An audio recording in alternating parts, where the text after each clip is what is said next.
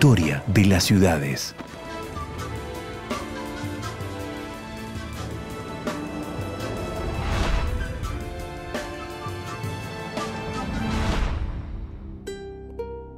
La región de los Andes es uno de los paisajes más complejos que puedan hallarse sobre la Tierra. Costa, sierra y selva se integran de manera asombrosa a lo largo de toda la cordillera. A pesar de las difíciles condiciones de vida, fue, hace miles de años, una de las regiones más pobladas del continente. En la región de los Andes centrales, donde hoy se halla ubicada la ciudad de La Paz, existía una cultura milenaria, conocida con el nombre de Tiahuanaco.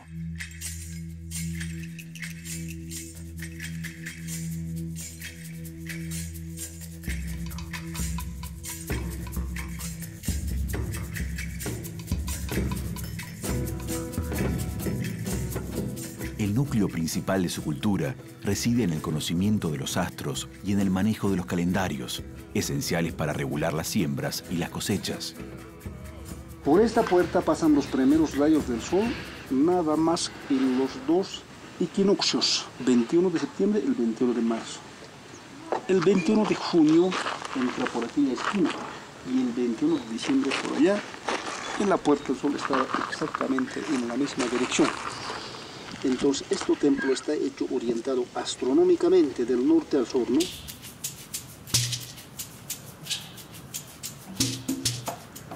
Allá está Illimani, Illampo, jamás en un triángulo perfecto las tres montañas. Tiahuanaco se encuentra ubicado en el centro de las tres montañas. En esta época el nombre es Taipicala. Eso es nombre original de Tiahuanaco. ¿Qué quiere decir? La piedra en el centro. ¿A qué año corresponde? El comienzo es 1580 a.C. hasta 133. Es una sociedad que no se puede llamar estrictamente imperio. No fue una sociedad guerrera, sino más bien teocrática. La famosa Puerta del Sol tiene aproximadamente 10 toneladas de peso. La figura central se llama Dios Viracocha. Viracocha está agarrando dos cetros de poder, símbolo positivo y negativo, terminados cada uno de ellos en cabezas de cóndores. Usa una máscara ceremonial. Terminados, los pequeños rayos que están saliendo por todo el contorno son 24 rayos. Algún arqueólogo escribe que puede representar los 24 horas del día.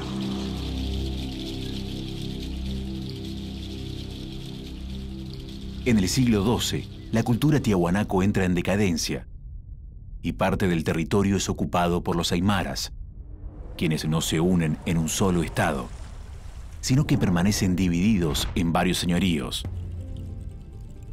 La organización social de los aymaras se basa en los principios de reciprocidad y redistribución, que acentúan marcadamente la vida comunitaria.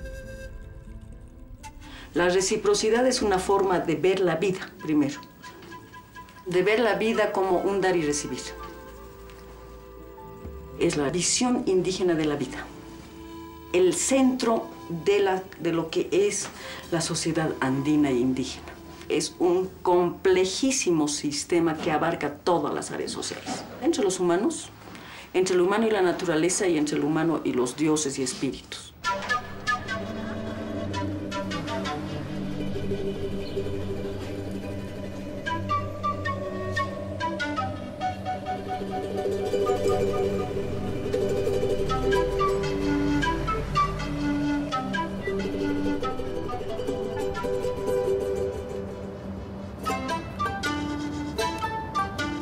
Mi nombre es Mercedes Márquez Quispe, vivo en la ciudad del Alto.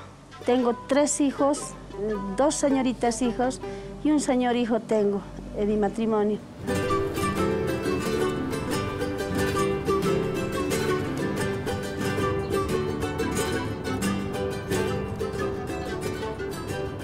Mi mamá trabajaba en la Intendencia de Ejército, costuraba para los soldados. Ahora que es conscriptos entran para es mi mamá, entonces las 3 hermanas sabemos costurar, las 3 somos costureras. Y ese es mi trabajo cotidiano. Hoy soy secretaria general de la Federación de Mujeres de la Ciudad del Alto.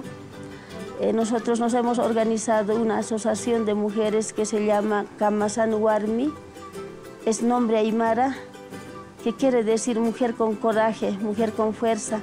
Llevando a Argentina, párense, vivaremos Clara. Hey, compañeros. Hacia mediados del siglo XV, los incas invaden la región y fusionan su cultura a la de Tiahuanaco.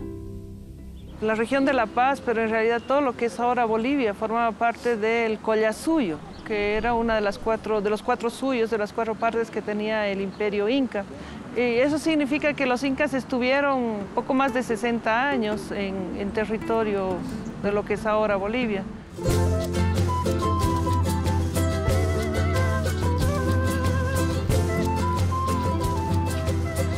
Es cierto que los incas tuvieron una forma de dominio que fueron absorbiendo los bienes culturales de las otras regiones, ¿no? Pero parecería ser que la forma de organización de los tiahuanacotas fue lo más importante que tomaron los incas. El cuarto inca, Mayta Capac, conquista finalmente los señoríos aymaras y funda una ciudad que llama Chuquiagomarca. Sobre este poblado incaico es que los españoles fundan una nueva ciudad, que es la ciudad de La Paz.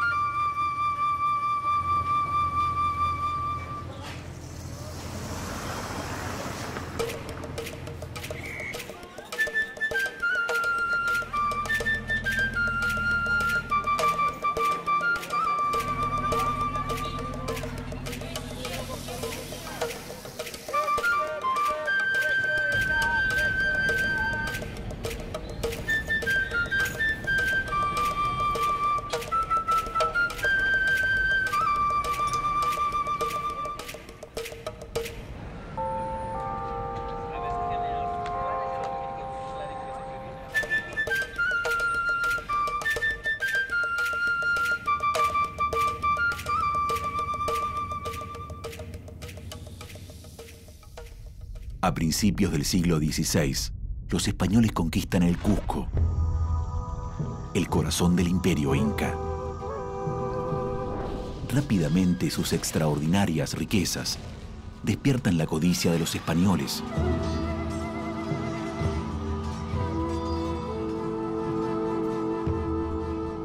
Los conquistadores, Diego de Almagro y Francisco Pizarro, se enfrentan en una sangrienta guerra.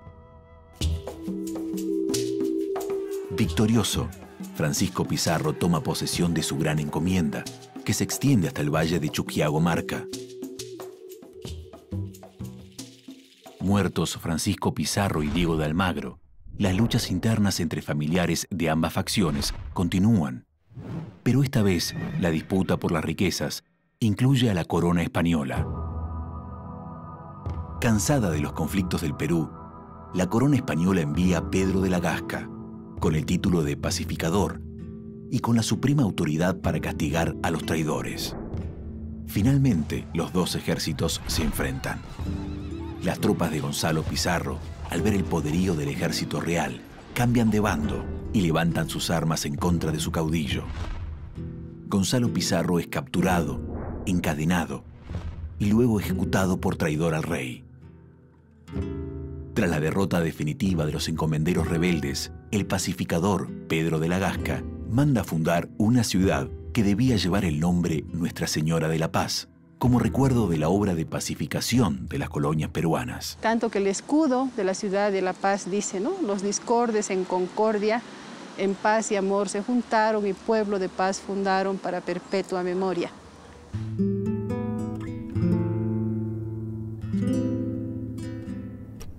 Construida en un cañón profundo, rodeada por montañas, La Paz se ubica a 3.650 metros sobre el nivel del mar, siendo una de las ciudades más altas del mundo. Para combatir los síntomas de la altura, la naturaleza provee las virtudes de la hoja de coca, planta milenaria que se transforma en uno de los símbolos más importantes de Bolivia.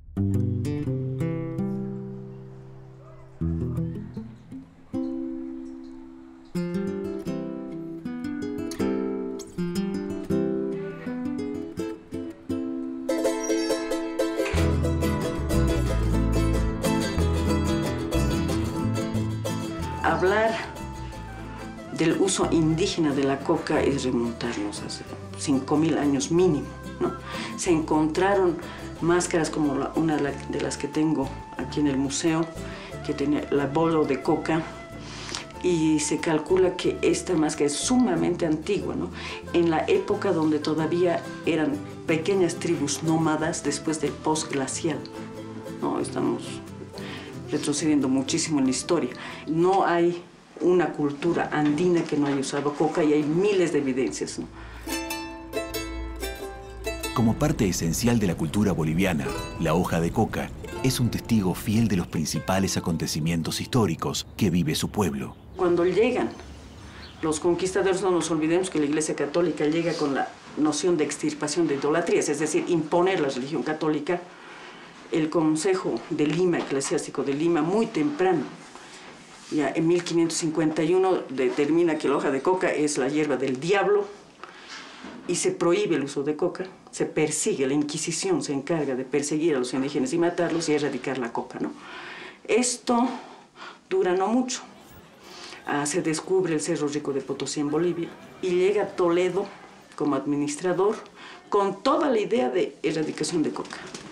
Y cuando ve que los indígenas en la mina podían trabajar hasta 48 horas ininterrumpidas, solo masticando coca, el rey Felipe II dice, bueno, la coca es beneficiosa para los indígenas, los curas se olvidan de sus prohibiciones y cobran diezmos a la coca, el español se adueña de los cocales y durante toda la colonia la coca es el segundo más grande negocio después de la plata, ¿no? Y está en manos de los españoles.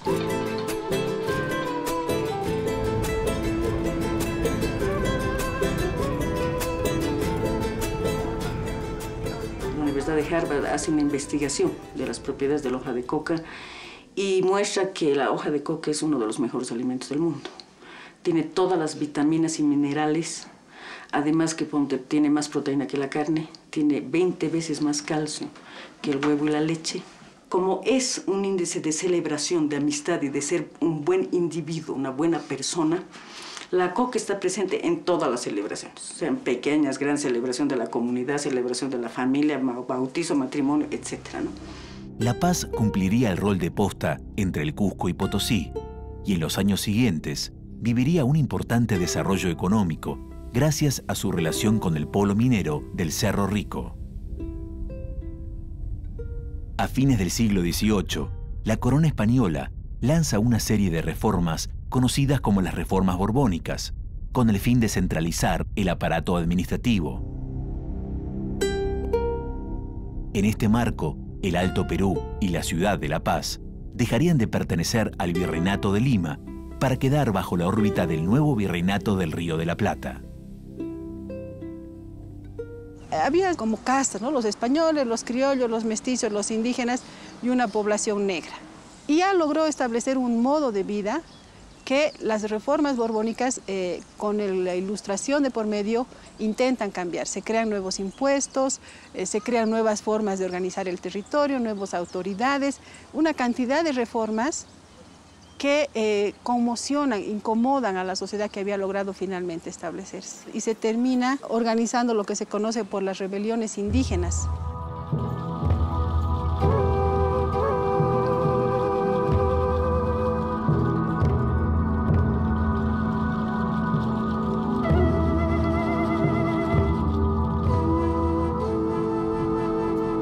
Y en la década de 1780 estalla la rebelión. Se producen varios levantamientos indígenas en todas las provincias del Alto Perú. Es una sublevación fundamentalmente contra el reparto de mercancías, que era un reparto que hacían los corregidores para obligar a entrar al mercado a los indígenas a precios altísimos, ¿no? Se repartía mulas, se repartía telas de seda y cosas por el estilo que los indígenas no necesitaban.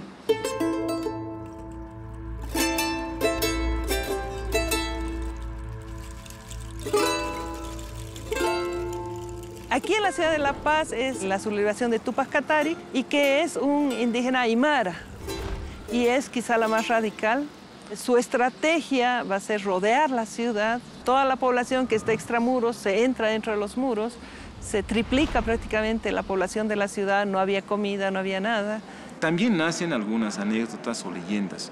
Pasa lo siguiente, o sea, el cerco ya estaba implantado alrededor de 6, 7 meses y hay una tropa que logra romper el cerco por el lado sur y asaltan las primeras haciendas que estaban al alcance. De ahí traen habas, que hasta el día de hoy se producen, maíz, que hasta el día de hoy se producen. Traen las primeras hortalizas que encuentran y hacen un almuerzo común en la Plaza Murillo. Y casualmente esos alimentos que han conseguido son los alimentos del famoso plato paceño, que hasta el día de hoy es tan consagrado para los paceños, ¿no? Es un plato culinario que tiene historia, si quieres verlo así. Luego de varios meses de sitio, el ejército español recibe refuerzos desde Charcas y logra finalmente romper el cerco. Como venganza, los realistas entran en las comunidades indígenas y asesinan a hombres, mujeres y niños. Queman sus casas y destruyen todo lo que encuentran a su paso. Finalmente lo van a tomar presa a Tupac Katari y lo van a matar descuartizado en un pueblo del altiplano que se llama Peñas. A pesar de la derrota, los levantamientos indígenas dejan una profunda huella en los habitantes de La Paz. Se toma conciencia de la necesidad de un cambio radical en la vida de la colonia. Parece que han olvidado todo lo que ha pasado. La muerte en la conciencia de algunos idiotas con experiencia. ¿Cómo superamos por lo menos la existencia sin política de Estado ni economía de subsistencia? Mientras la delincuencia crece, mi gente enfurece, buscando justicia como no propia, pese a quien le pese. Es duro el mejorar, pero igual me voy a esforzar con la rima que me aproxima hacia la cima, donde nace el tercer mundo. Hagamos algo profundo y cambiemos nuestro rumbo. Bueno, yo me llamo John. Él se llama Roberto y ella se llama Zdenka. Arma letral para el mundo.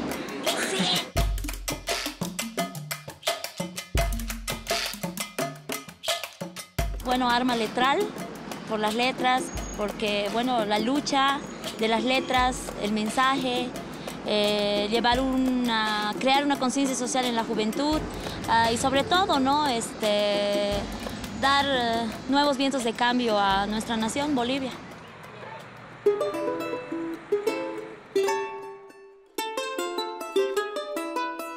En la ciudad de La Paz, el mestizaje está presente en la vestimenta de las mujeres.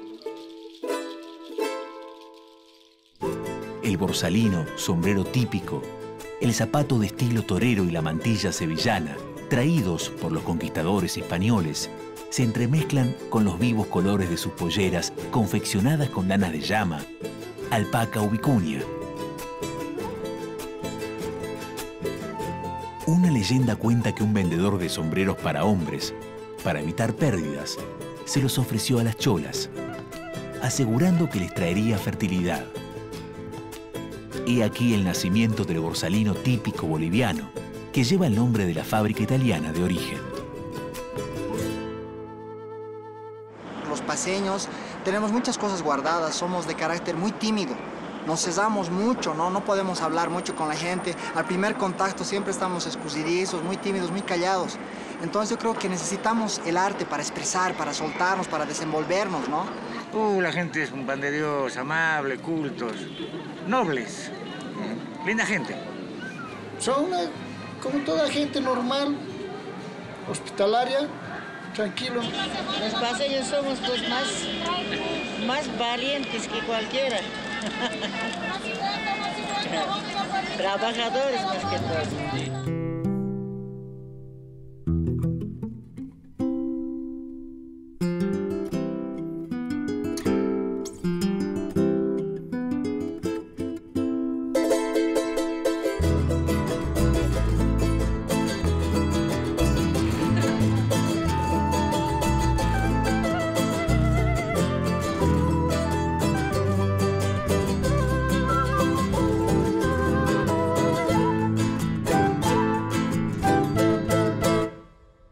A comienzos del siglo XIX, importantes transformaciones políticas se producen en toda Europa.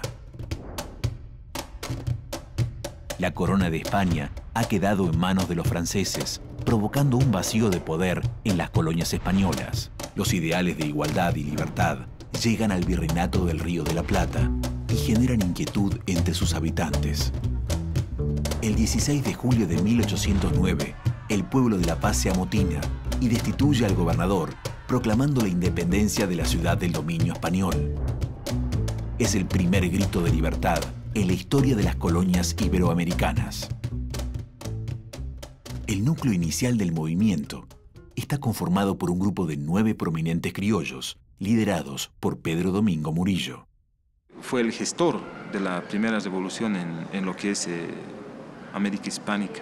Hasta ahorita yo le diría que es un titán de nuestra historia, ¿no? Por la ciudad de La Paz circulan panfletos llamando a todas las ciudades del Alto Perú a unirse al levantamiento.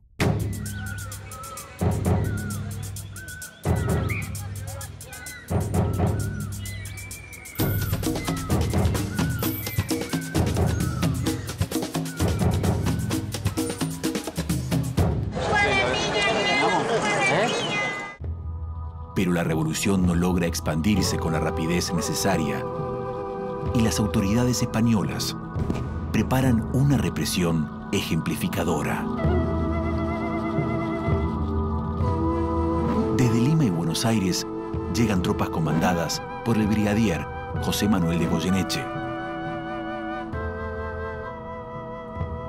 Dotadas del mejor armamento, vencen a los patriotas paceños atrincherados, con más coraje que armas para defenderse. Gran parte de la población de La Paz es encarcelada y los cabecillas de la revolución son sentenciados a muerte. Murillo, con él 9 que han organizado toda esta revolución. Ellos son encarcelados y se les hace un proceso durante casi un año. Luego de ese proceso los sentencian. Tenían que ser colgados los 9. Son los mismos curas, los mismos religiosos que también participan apoyando a la revolución, que van y los descuelgan y empiezan, digamos, a llevar los cuerpos a diferentes iglesias. Y hacen entierros, entre comillas, clandestinos, prohibidos, en los altares de cada iglesia. A pesar de la derrota del movimiento revolucionario, su espíritu se propaga rápidamente por todo el virreinato del Río de la Plata. Un año después, estalla en Buenos Aires la Revolución de Mayo.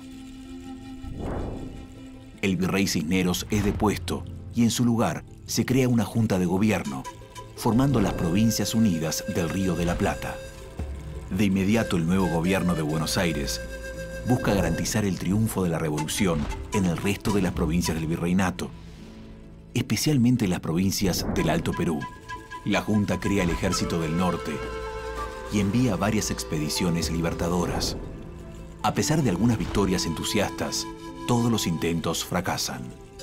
En La Paz, el movimiento revolucionario se repliega entre las montañas, iniciando una guerra de guerrillas que se convierte en una molestia permanente para el ejército español. La liberación finalmente llega desde el norte.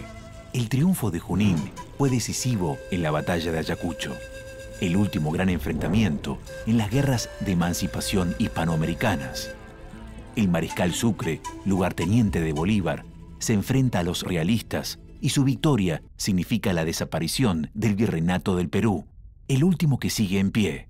Luego del triunfo de Ayacucho y siguiendo precisas instrucciones de Bolívar, el general Sucre entra en territorio boliviano el 25 de febrero de 1825 y la nueva nación adopta el nombre de Bolivia en honor a su libertador.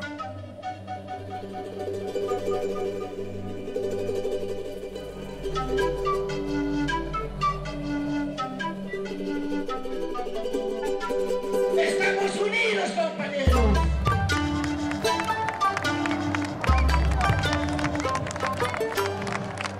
Desde que yo era muy changuita, ¿no? Cuando era joven, todavía niña, no soñaba ser dirigente, rechazaba ser dirigente, porque le vi a mi padre. Mi padre ha sido perseguido. Desde ahí yo dije, ¿por qué a mi padre persiguen? Solo mi papá lloraba. Entonces pensé que yo nunca voy a ser dirigente, papá. No voy a ser. Pero tiene un video mi padre filmado donde dice, los caras nomás se están apropiando. Algún día nosotros tenemos que subir. Viendo ese video, viendo esa persecución, entonces desperté y dije, mis hermanos no son dirigentes. Yo como mujer dije, no, yo sí lo voy a pelear hasta que un día de verdad nosotros nos gobernemos, porque poco a poco he ido entendiendo por qué lloraba mi padre.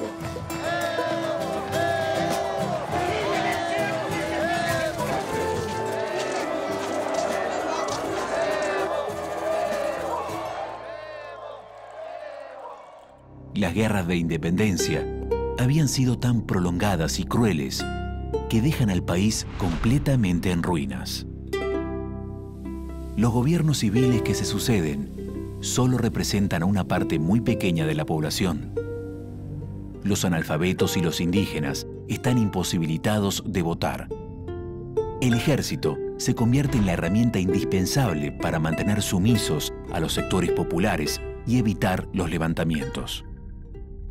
Cuando en 1825 se crea en la República, muchos de los elementos que la gente indígena y que los grupos populares habían luchado se dejan de lado y inclusive muchas reivindicaciones que durante la guerra se les había reconocido a los indígenas, como elecciones de sus ayuntamientos constitucionales, en 1826 con la nueva Constitución se acaban.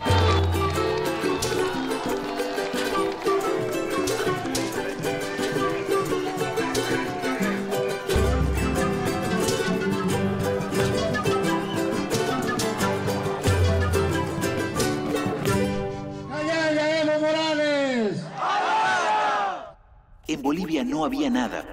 Los caminos se habían destruido. Las instituciones yacían por los suelos. En todos dominaba el egoísmo, la vanidad y el interés. Todos querían mandar, y los que obedecían eran los indios y los cholos. Alcides Arguedas. Empieza a surgir el patrón oro, empiezan a surgir los billetes de banco, de papel, y la plata se transforma en un mineral que no tiene buen mercado. Y bueno, viene mucha pobreza, pero al mismo tiempo está surgiendo un nuevo producto en el mercado mundial, que es el estaño, que está relacionado con todo el tema de la carrera armamentística a nivel mundial. En la arquitectura paceña puede leerse la extrema exclusión a la que se ve sometida la ciudad. El desordenado crecimiento de viviendas precarias se entremezcla con edificaciones del antiguo estilo colonial español. Asomando en las angostas calles empedradas, aún se conservan los típicos balcones de gruesos enrejados y miradores de madera.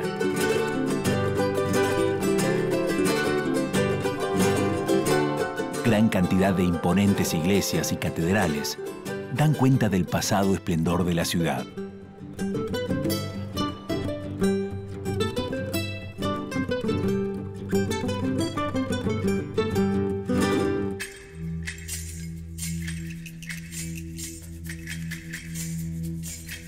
La subida del precio internacional del estaño resucita la industria minera, que había colapsado con la desaparición de la mita.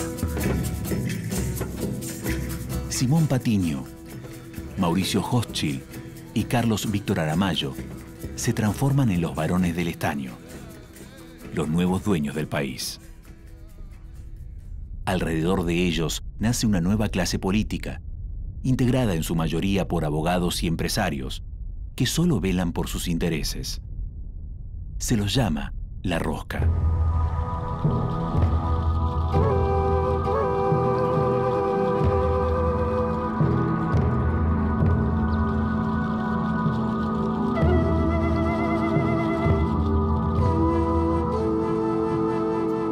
Los varones del estaño crean todo su grupo de apoyo, ¿no? Apoyo en el gobierno, apoyo en el parlamento, sus propios grupos de abogados para defender sus intereses.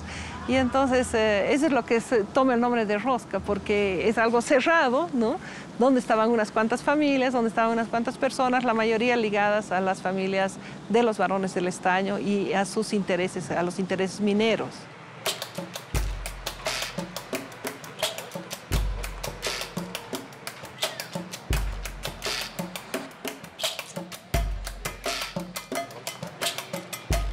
Bolivia necesita una identidad y esa identidad la estamos buscando, sea a través del folclore, sea a través del baile, sea a través de la música, de lo político, de lo económico. Es decir, esos valores folclóricos se estaban perdiendo.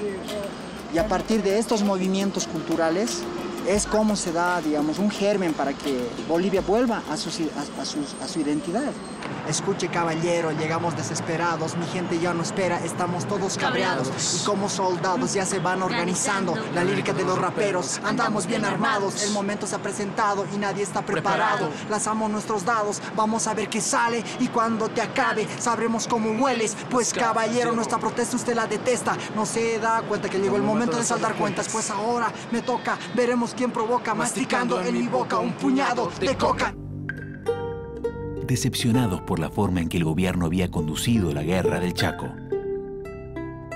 un grupo de oficiales del ejército provoca un golpe de Estado y asume el poder. Se inaugura una etapa de gobiernos militares que buscan satisfacer las demandas postergadas del pueblo boliviano. Es la posición de los militares que vuelven de la guerra, que están influidos por el nacionalismo, por un lado. Esto ocurre en la década del 30. Van a crear instituciones estatales, van a aumentar los impuestos para el Estado, etc., ¿no? La rosca, lógicamente, se va a oponer a ellos y otra vez los grupos de poder antiguos van a tomar otra vez el poder. Sin embargo, la rosca logra alianzas políticas y prepara el terreno para dar un nuevo golpe y recuperar el poder. El 21 de julio de 1946, el presidente Gualberto Villarroel es asesinado y su cadáver colgado en la Plaza Murillo. El viejo régimen, que privilegia los intereses de la élite minera, solo puede mantenerse en el gobierno a base de violencia y represión. Sin embargo, de la sangre derramada de mineros y campesinos, nace una de las revoluciones más impactantes en la historia del continente. En abril de 1952, estalla el movimiento revolucionario. Se forman milicias populares que logran derrotar al ejército. Víctor Paz Estenssoro, líder del movimiento nacionalista revolucionario, asume la presidencia. Los que suscriben este acta, hombres libres de Bolivia y de América, declaran su voluntad porque Bolivia no sea jamás sometida a la opresión y a la esclavitud económica.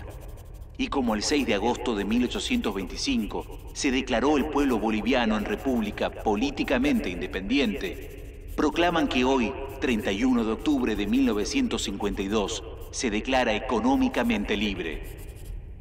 Acta de la Independencia Económica de Bolivia. La primera de las reformas fue el voto universal. Y además se creó una empresa estatal de minería, la Comibol. Y que esto ha ayudado muchísimo, ha fortalecido mucho a las organizaciones sindicales mineras que son conocidas en la historia latinoamericana por su fuerza, por su capacidad de organización, etc.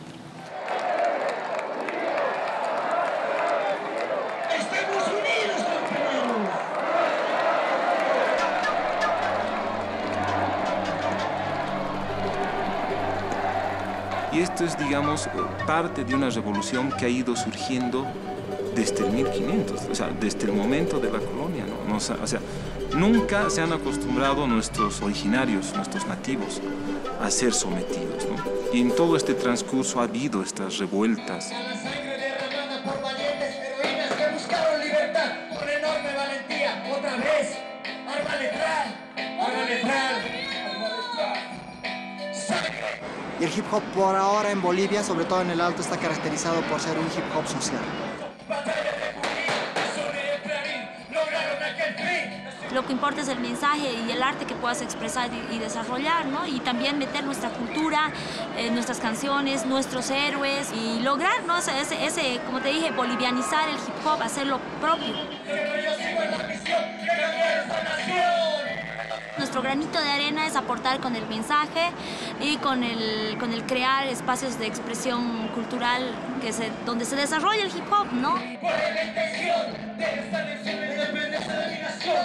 Es la misión, termina la explotación de la transnación, fuera de mi patria, transnación.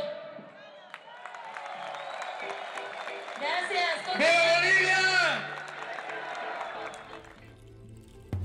Sin embargo, la alianza entre obreros y clase media, representada en el Movimiento Nacional Revolucionario, entra pronto en tensión. El presidente Paz Estenssoro se muestra cada vez más dubitativo en profundizar el proceso revolucionario. Su gobierno decide rearmar el ejército, debilitando definitivamente el poder de las milicias populares que habían permitido el triunfo de la revolución. En la estructura de mando del ejército se infiltran sectores afines al ejército norteamericano. Esta situación marcó el destino de la revolución. A pocos meses de las elecciones de 1964, los militares bolivianos, formados en las academias norteamericanas, provocan un golpe de Estado y asumen el poder por varios años. Todo esto está ligado al Plan Cóndor, no podemos desligar, digamos, la política de la década del 60, 70, inclusive hasta mediados de los 80, de la doctrina de seguridad nacional, ¿no? Lo que está ligado al Plan Cóndor, los sistemas de desaparición de personas, todo el ataque a los derechos humanos, pero en todos los países del Cono Sur, ¿no? El incremento de los precios de la cocaína en Estados Unidos provoca que los grandes hacendados de Santa Cruz y el Beni comiencen a desarrollar plantaciones de coca. En menos de 5 años se duplica la superficie de coca sembrada y la producción de hoja se triplica. En 1971 llega a la presidencia el general Hugo Banzer, quien impulsa definitivamente la naciente industria de la cocaína. El 17 de julio de 1980, un cruento golpe de Estado aborta nuevamente el retorno a la democracia. En la ciudad de La Paz, el general Luis García Meza asume como presidente de Bolivia y el coronel Luis Arce Gómez jura como ministro del Interior. Los varones del narcotráfico llegan al poder. En Bolivia se está gestando un golpe de Estado para impedir las elecciones, porque los militares temen que un presidente civil ponga al descubierto el gigantesco tráfico de cocaína, al que muchos de ellos están directamente vinculados. Jodin Carter. Un kilo de cocaína en Bolivia costará $5.000 y $7.000. Ese kilo de cocaína puesto en Estados Unidos cuesta de $70.000 a $100.000. Entonces el negocio no está en vender aquí, ¿no? El negocio está en vender allá. El lavado de dinero de los bancos norteamericanos por esta guerra a las drogas, etcétera, es, pero billones de dólares. Entonces, hay un control. Es impresionante el control que se logró con esta guerra a las drogas sobre los estados, las manipulaciones, etc. Hay un ganador que sería la cocaína y el gobierno norteamericano. Las políticas de erradicación son resistidas por los campesinos de las zonas de interdicción, quienes defienden la hoja de coca como parte esencial de su cultura milenaria. Uno de los problemas de la guerra a las drogas es coca cero. O sea, es la eliminación de las plantaciones de coca. La coca es como la uva, la cocaína es como el vino. Tú puedes comer toda la uva que quieres y no vas a terminar borracho, mucho menos alcohólico. Desde el Chapare, una pequeña selva subtropical cercana a la ciudad de Cochabamba, el dirigente Evo Morales organiza la resistencia a la erradicación de la hoja de coca. Con una brillante organización política de las bases campesinas, el movimiento crece en poder y se transforma en una pesadilla para los gobiernos neoliberales, monitoreados desde Estados Unidos. La guerra a las drogas en Bolivia lo que generó fue una respuesta defensiva. Fue defendiendo su derecho a la vida, defendiendo su derecho al cultivo, defendiendo su vida al final. Pero si se extendió y generó un movimiento indígena tan grande, fue por lo que simboliza la hoja de coca. En octubre del 2003, en la ciudad de El Alto, vecina a La Paz, se produce un levantamiento popular como protesta a la privatización de los hidrocarburos. La represión del gobierno provoca decenas de muertos y enciende aún más el espíritu de la rebelión. Todo El Alto estaba lleno de luto, estaba manchado de sangre el gobierno de Sánchez de Lozada. Se balearon a nuestros hermanos, a nuestras hermanas. Sin piedad vinieron los militares, guiados por estos norteamericanos. Hemos vivido todos esos días, no dormíamos. Miles de campesinos y mineros marchan a La Paz para unirse a las protestas. Finalmente, el presidente Sánchez de Lozada renuncia. Por fin le votamos a un neoliberal, por fin votamos a esos que nos han chupado nuestra sangre, los que se han aprovechado. Era un triunfo. Luego de la caída del último gobierno neoliberal, se inicia en Bolivia una nueva etapa histórica. A raíz de una victoria abrumadora sobre las demás fuerzas políticas, Evo Morales se convierte en el primer presidente indígena de Latinoamérica. Un día antes de la celebración de tomas de poder en el Palacio del Quemado, Evo Morales realiza un acto en las ruinas de Tiahuanaco. Rodeado de representantes de todos los pueblos originarios de América Latina y siguiendo el rito aymara, el flamante presidente asume la responsabilidad de una nueva era en la historia de América Latina.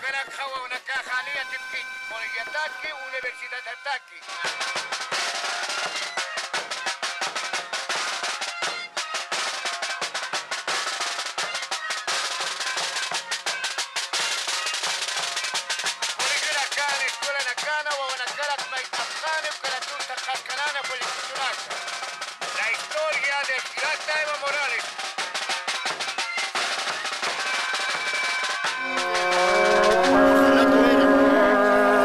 La coca sigue todavía continúa desde hace 5.000 años hasta el día de hoy.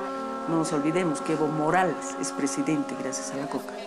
Fue defendiendo la coca el que llegó a ser presidente, ¿no?